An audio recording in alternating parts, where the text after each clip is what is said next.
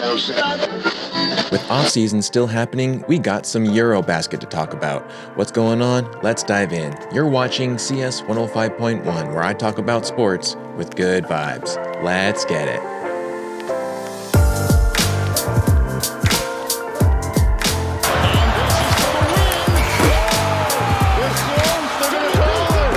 Let's try to get healthy. Let's stay together. And if we can do that, we'll put ourselves in a good situation. How's it going, everyone, and welcome. I'm CS Chandler, here for another take of Nuggets basketball.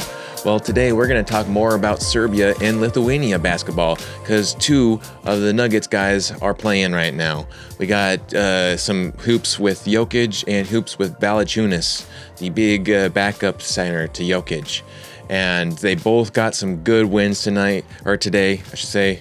Tonight for me right now while I'm recording this, but this was earlier today in Europe. It's probably even tomorrow. So all over the place, but we're going to focus on these two games here. So Serbia faced Estonia today, and Lithuania faced Great Britain. So the first game is actually Great Britain, but we're going to talk about Serbia first because got to talk about MP3.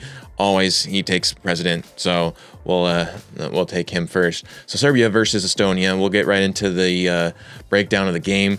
Wasn't able to really watch the full game, but I did watch the highlights and some reviews over it. So just a little breakdown for you. It was a dominant win today by Serbia for sure. A very dominant game that didn't really look like Estonia was there to really play actual ball. This wasn't any kind of friendly game. This was legit. EuroBasket has started now, so this was kind of like a big brother defeating little brother kind of game, pretty much. Like Serbia controlled the tip and scores the first bucket of the game.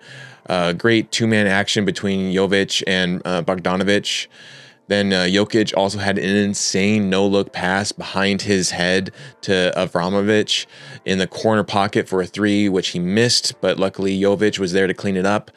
And then what do we got here? Serbia outscored Estonia 32-12 in the first quarter. That's just crazy.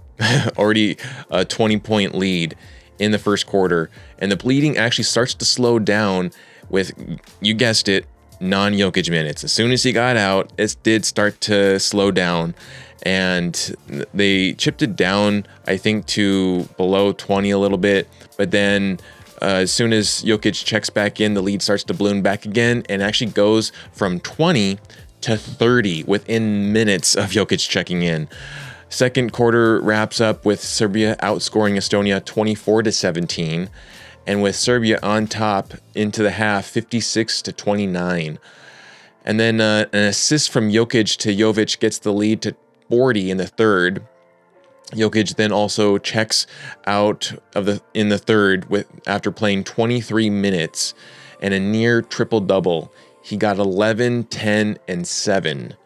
So not a very high double-double, but still, He played 23 minutes, with the Nuggets, he's averaging over 30. So this is actually fairly good. And still to get that dominant win, pretty good if you ask me.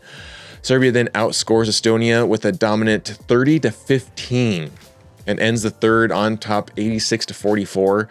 And then Serbia let off the gas a little in the fourth, allowing Estonia to outscore them 20-12. But it wasn't enough because obviously Serbia wins 98-64. Dang. Pretty good win. But they also, Serbia definitely relaxed at times, but not to the point that the Nuggets do, when they have big leads and blow 30 or 20 point leads. There was still a high enough sense to finish the job with a blowout, and that mainly is because of the point differential that plays into this account of the overall pool play of the tournament, the EuroBasket tournament. So that does actually matter, and I like that they actually have that sense. They have that understanding of, I know we're leading big, let's continue to play big. I wish the Nuggets do that, and I hope that the Nuggets do that this coming season. Need to not let up the gas. Even if you're ahead by 30 points, so many other, like OKC definitely did not let off the gas in any of the blowout games that they did. We also learned that from the Knicks. The last couple of games that we played against the Knicks, they have not let off the gas, and they have crushed us in like 40 to 50 point margins. So definitely can't let off the gas this season. And it was great to see Serbia take note of that and nail it down. Jokic, again, didn't really have a high-scoring double-double, only 11, 10, and 7, but still a near triple-double with one insane pass yet again. I mean, we consistently get these amazing passes from Jokic. He is just a phenomenal assist maker and shot, playmaker, passer. Like, great work from Jokic, even though it wasn't really seen in the box score. He still had, he was a plus 34, I think.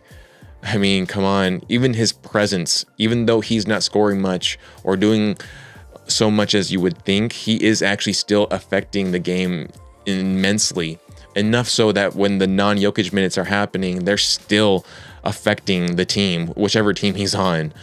So that has definitely something to say about it. But Jovic, if you're not familiar, Nikola Jovic from the Miami Heat, was playing. That's the Jovic I was talking about earlier. He was the leading scorer today with 18. So that was, a lot of great players today from Serbia. Great win for them. Go Serbia. And then Lithuania and Great Britain. Let's get into that game. So Lithuania controlled the tip, but it was Great Britain with the first bucket of the game with a 3. Lithuania then quickly took over with Big Val being dominant as Lithuania took the first 24-15. Second quarter with Val resting, Great Britain was able to battle back a couple of times, bringing the lead back into the single digits, but not enough as the teams tie at the end of the quarter. Lithuania still on top 43-33, but they tied at 18 each. The third saw Big Val complete an amazing dunk from a lob he received, which was awesome. That definitely made the rounds on social media today. The third is where the game really gets lost for Great Britain as the lead begins to grow again, ballooning to 20. Third ends with Lithuania still on top, winning the quarter 32-17, and then with the overall score of 69-52. As the Bill and Ted would say, 69, man. Great Britain then gets a great start to the fourth quarter with a 7-0 run, cutting the lead to 10. At the 6-minute mark, though, Big Val has a great second chance bucket after ripping the ball away at the baseline for a rebound, and then Sky hooks the ball in. Lithuania starts to take over the game again and gets the lead back to 23 with lots of lobs. They were doing lots of lobs. I must say. Lithuania then wins the fourth 29-20, winning the game 94-70. So both Serbia and Lithuania having amazing wins, big blowout wins, both of these teams. We will see them eventually, I think, hopefully, and we'll get a good game there between them. But Jonas Valanciunas had a great game with 18, 9, and 1. Excellent defense in the paint. Makes me actually think that maybe he's trying to outshine Jokic right now and seems like the better center. Don't know if that's actually true, but it kind of feels like that. And I actually kind of hope that that's true, that is going on. So we would love to see him continue that dominance in regular season as well, because Jokic definitely needs that backup. And it really definitely feels good right now that we finally have the help that Jokic needs to stay healthy himself and to catch his breath a little bit in a lot of these games, so he's not really playing most of the game, I still think that Jokic is going to play a lot of minutes this season, but it still is really good and comforting to know that when he's not on the court and Valanciunas is, that it's not going to be lost, that those minutes aren't going to be for nothing. Especially if we have a big lead. Time and time again, the Nuggets have seen great leads just get depleted and go away in the non-Jokic minutes. So hopefully with Valanciunas, now we can really hold on to any kind of lead that we have. Or if we're not, maybe he can add some kind of energy to give us a lead in those minutes. So that's a huge thing that I'm just really looking forward to in this next season. And watching these games, both Lithuania and Serbia playing right now, really does give me hope. I will say Jokic does look a bit, out of shape. But as we've always seen with Jokic, it doesn't matter what kind of shape he's in. He's going to play great regardless. But he does look very big right now. I will say that. He definitely looks big. And hopefully with playing the EuroBasket, and then they'll have summer camp and everything, he'll trim down a little bit of that and just kind of build muscle. I mean, he's already, like, I've seen several videos of other centers talking about guarding him and just how powerful he is. This last season, he was weighing at 290. And you get that, and these other guys saying how powerful he is, and now he's even bigger. And that all to say, I still want to say or remind everyone, he is the smallest Jokic. Like when I was telling you how big Strahinja is, I was not joking. He is massive. And now you have Jokic, still big, but not as big as Strahinja. Like, man, these guys are giants. Absolute living giants. But yeah, great 2 games from Lithuania and Serbia. Jovic had a really, good game, but it was also just nice to see just how connected Serbia is right now. They're a very well-connected team, and Lithuania, to some standpoint too. I mean, both teams they won pretty much the same pointage. Like you had Serbia at 98, Lithuania at 94.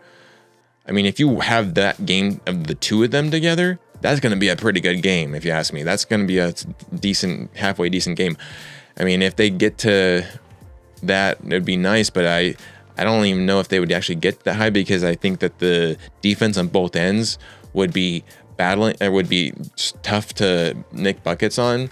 And so, that would be a really good, that will be a good matchup when they meet, if they meet. So it really does comfort me that Jokic, who is going into his 11th year now, and 3 MVPs, should be 5 MVPs, 1 Finals MVP, and a championship, and we're trying to get him a second championship, as well as maybe hopefully a second Finals MVP. Most likely would be a Finals MVP if when they go and win. And then probably also a Western Conference Finals MVP. I think he's still the top runner for MVP this coming season. Season hasn't even started. I feel like he's the top runner. I would definitely put Luka in the top 3. And then I think that last one is probably a tie between SGA and Giannis, honestly. But then, if Wemby really comes out, we could all be really shaken up, and maybe Wemby starts to show some insane growth in this next season. I mean, he did do some, monk training or whatever. I don't know if that really helps his basketball. Maybe it helps his mind, So, but to know that we're aiming for this goal, we have this goal for Jokic to get his second championship, his second Finals MVP award. The road to there really needs to rely on team vibes and consistency. And to have the one thing that's been missing since now has been the bench. The bench has just not really been put together right. So now we get rid of some players that maybe were not so much negatively, like aggressively impacting, but maybe more so just messing with the team energy, I want to say. And so you kind of separate those aside, get some new components in, new players, and revives a little bit of energy. I mean, we saw that with Russell Westbrook. Whenever he was playing, we saw the guys energized in the beginning of the season. You know, it didn't really get off to a great season, but they were starting to jive well with Russell Westbrook on the team. Dario was another case there, but still we had a decent vibes growing with Russell Westbrook. And so then now we have Cam, who is just, when you hear him talk about basketball in general on his podcast, he's, you know, I think he's a guest host on the Old Man and the Three, or he's one of them, but he's constantly on there. He is putting out some amazing takes, but they're so intelligent, and there are a lot of, like, he sounds like an engineer talking about that topic. Like, that's what basketball is to him. He is so insanely smart with it, and the mechanics of shooting and everything. When you compare him to MPJ, like, it's definitely different. Like, MPJ, you can tell he loves basketball, but he is very aloof, and you don't get so much of the aloofness with Cam Johnson. Cam Johnson is very like, I know what I'm doing. I know what my job is on the team. I'm going to do that. And so I'm very excited to see a no look pass to Cam for a three in the pocket corner, or maybe, who knows, maybe even he slams it down. But then we also have the bench at components, right? We have Brucey B back, which Brucey B is still a 50-50 chance, but at least with him, we have that familiarity with him in the chip year. He was a very huge aspect to the bench getting us that win. And now he's back. Maybe he didn't have a great last couple of seasons elsewhere, but maybe it's just because he didn't vibe as well with the other teams as he does with the Nuggets when he's in Denver. He just loves Denver. I mean, he's buying a ranch in Colorado. He was there trying to buy one earlier this year. Even before the season ended, he was there already, like, making plans to make sure that he was back with Denver. So him being there, hopefully, you know, happy, healthy, vibing with the team again. And then you add also Tim Hardaway Jr., who is also, I think he shoots 30% from three, but that's still, he has that championship experience, which is amazing. Or not championship, but finals experience. That's what I meant. Finals experience, which, to be honest, Julian Strawther doesn't have that. Hunter Tyson doesn't have that. Deron Holmes doesn't have that. My man Tamar Bates doesn't have that yet. I mean, these are all young guys who have not been to the finals yet. And so you need someone that has that experience to help drive the bench through the playoffs into the finals there. And so that's really nice. But then the main issue has always been the center. You know, as great as DeAndre Jordan has been, he has been kind of off at a lot of times. I mean, he's been great for blocks. He's been great for rebounding. Amazing for rebounding. I will emphatically, express my gratitude for DeAndre Jordan for his rebounding. A lot of people don't comment on that, and they always hate him for something else or whatever, but you got to give him credit. He was an amazing rebounder for the Nuggets. And he definitely did get hot a lot of times and gave the other team some tech free throws that were just kind of like, what are you doing, DJ? Stop talking. Don't make it worse than it already is. But then he also, I think, did great with the lobs as well. With him and Jamal, they would do a lot of good, two-man actions there. But short of that, he's a vet, right? And he doesn't move as well as the younger guys. I mean, though he's still in pretty good shape for his age, but he's a vet. And so you look at who else can help out, and typically that would be either a Zeke Naji or Aaron Gordon. And I think that's really how Aaron Gordon started to injure his his legs, his calves, and his hamstrings is just doing way too much of like doing the power forward plus the center toggling back and forth in that aspect rather than just having him be one thing. And so now we have Valanciunas, a true backup center, which I think will help us immensely. And seeing just how well and dominant he's playing right now in EuroBasket, I don't know if that's just him being happy to be in Europe and in playing for Lithuania, or if that's just his love for the game, and we'll see that same love transition into regular season. That's the big question for me. I know a lot of people are confident he's going to be a professional and play, just the same in the regular season, but I have to see it first, just because of the tension that was built in that trade with us and the Kings, and him wanting to play in Panathinaikos in Greece. Like, because of that whole stuff going down, it just kind of gave a lot of weird vibes, not just to me, to other fans as well. I don't know if you're one of them, but because of that, I've got to see that he has that same kind of dedication to the Nuggets when we're playing, because he is human, and regardless, humans make human mistakes or errors, and a lot of the time, sometimes your mind, even though you don't want to be somewhere, it can start to show in ways that you don't intentionally want it to show. And that's my big worry with him, is just that maybe he doesn't want to be in Denver. He'll be a professional and work through the contract. But if you don't want to be somewhere, regardless, it will start to seep out in areas that you just didn't really intentionally want it to seep out. So that's kind of where I'm thinking that I need to see him happy to be in Denver playing as a backup center for Jokic. So, but this is great. This is great to see him do 18, 9, and 1. I mean, he didn't get a double-double. Jokic did, but Jokic's double-double was a low double-double. So, I mean, this is a perfect scenario right here. You got Jokic with a near triple-double. You got Valanciunas with a near double-double, but a high pointage-wise. So, I mean, I'm feeling good about this. I don't know. Let me know what you guys think in the comments below.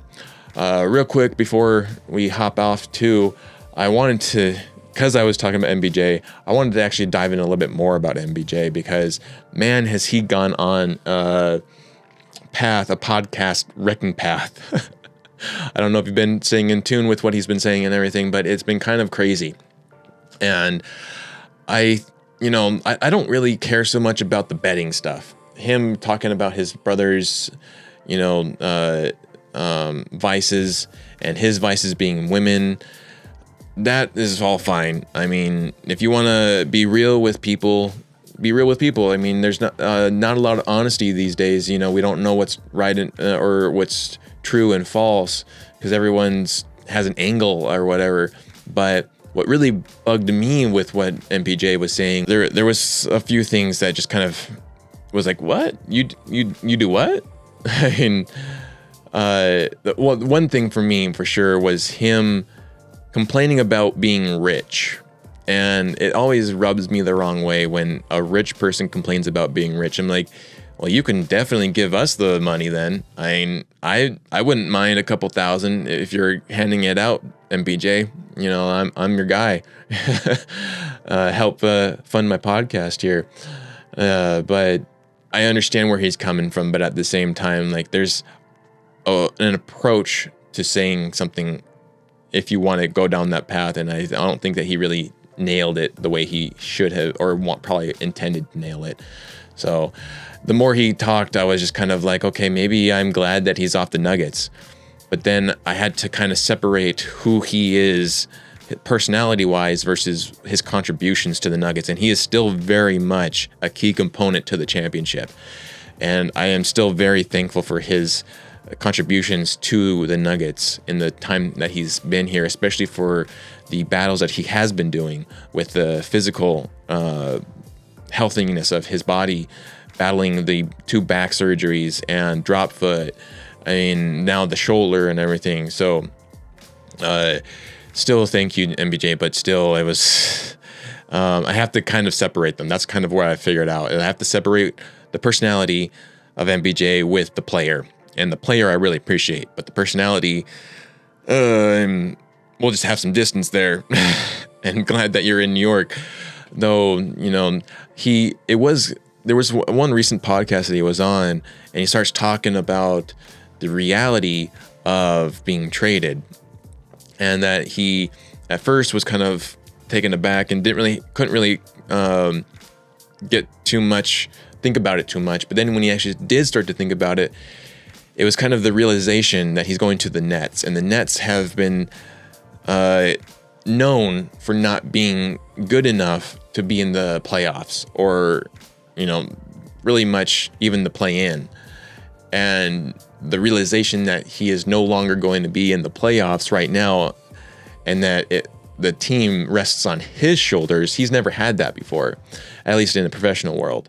And so he now has to focus on being the guy instead of one of the guys. And that was kind of some good truth talking right there for me. I really, it's true. He is no longer going to be in the playoffs right now. And I doubt that he himself is going to be able to rally the Nets to be even a play-in team. Just because they're still rebuilding. But I kind of almost see him playing there maybe like a year or two, and then he gets traded somewhere else. Or he demands a trade somewhere else. And it will be definitely interesting to see where he goes from here. I don't think that he's going to be in the playoffs with the Nets. It would probably have to be with another team. Just hopefully it's not the Lakers or the Celtics or OKC. Or even the Timberwolves. Those 4 teams, I just cannot stand another Nugget playing for those teams. I've already lost Isaiah Hartenstein, who I used to love. Now I hate him. And I'm not going to deal with any more going to those teams. But I digress. And then the other stuff that going on with the Nuggets right now is that AG is in China. So actually, before he left for China, it was really nice to see the Nuggets, everyone but I think Jokic and Valanciunas, were all practicing in UCLA's campus. It was just nice to see them getting to play again with one another and building the camaraderie and everything with one another. I really dug that. And so AG was there, Jamal was there, and the whole team was there, essentially everyone except for the people that I mentioned. And then from there, AG hopped on a flight over to China. So he's in China right now and meeting. And Yao Ming was one of the ones that he met, one of the guys he met in China, and had a nice sit down. And I just can't, I would love to know what they were talking about and that experience, because AG actually does speak Mandarin. And so it is kind of interesting what they were talking about and to see them together. And there's just great vibes there. So that was really cool. And it was also really nice just to see Jamal Murray practicing. I think every Nugget fan should appreciate that Jamal Murray was practicing in the offseason. I'm telling you, this is going to be the season of Jamal. He is going to be back. We are going to get the blue arrow. I am so excited. I know that we give him a lot of credit or, leeway every season. And okay, this is going to be season. This is going to be season. But I really feel this is going to be the season. This is it, because we haven't seen him be this aggressive with training before, at least, before the injury, the ACL injury. He's been a different Jamal Murray since then, but now he's kind of battling back. And I'm feeling it, man. I'm feeling it. Him and Christian Brown, man, those two are going to light it up. I am so stoked and really excited for this next season. This is going to be a much better season, despite the fact it's going to be a difficult season. And it's going to really test them. But this is the season that we needed that backup bench, or that better bench. Yeah, we didn't get much better defensively, but I still think we did get better, and better is better than not better, right? So, or saying even or worse, we significantly did get better, I think, defensively. Just because, when you look at MPJ was not a great defensive player. He had good defensive plays at times, but he was always ball watching. That was one of the biggest things I kept on talking about in my podcast with him, and I saw it. I mean, I'm pretty damn sure that whenever Michael Malone talked about the players ball watching, he was talking specifically about MPJ. Because whenever you watch those games, you can see him literally in the corner watching it, or in the paint watching the ball, not doing anything. I mean, half the time when you're watching the games and you see Jokic getting swarmed by guys, where are the Nuggets? There's no Nugget coming over to help him out, getting out of those situations. They're just staying in their spots, not doing anything. And I mean, it'll be nice to now see, Cam Johnson actually, helping out a little bit more with defensive plays, or at least staying in the corner, because MPJ would not stay in the corner. For the life of him, he would not stay in the corner. He wanted to move around and do something different. He wanted to be different than the pocket corner guy, but that was his thing. Like, you have to kind of accept the thing that you're best at, and that's your part. That's your contribution to the team. And so now we got that guy who's going to be like, I know what I got to do. I'm going to stay in the corner. You want me in the corner? I'm going to stay in the corner. And you pass it to me when you draw the defense. You pass it to me, I'm going to make the bucket. Like, that's what I'm looking for. And that's what I'm excited about. So very excited about this season. I hope you are too. Drop it in the comments below of what you think this season's going to be like. But that's pretty much all I got. I hope you liked it. I hope you enjoyed the episode. If you did, please give it a like and subscribe. Share it out to your friends and family. And you've been listening to CS 105.1, where I talk about sports with good vibes. We'll catch you later.